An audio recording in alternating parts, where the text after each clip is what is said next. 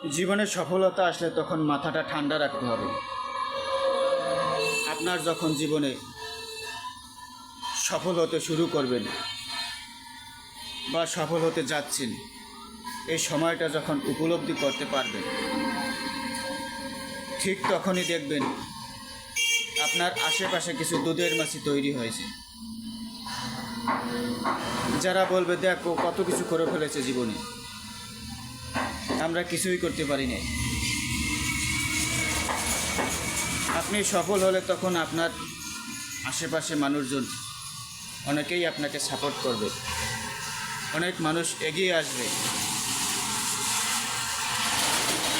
যাদেরকে আপনি দুঃসময়ে কাছে পান নাই বা কোনো বিপদ আপদে কাছে পান নাই, কোনো উপকারে যারা আসে নাই,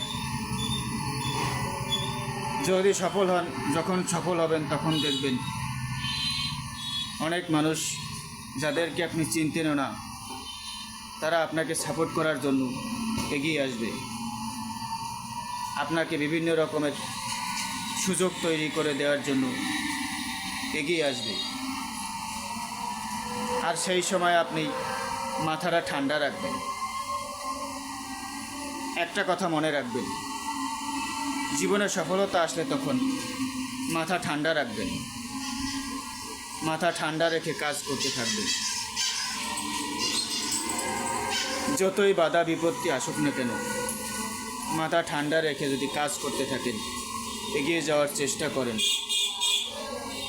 তাহলে আপনাকে কেউ দমিয়ে রাখতে পারবে না।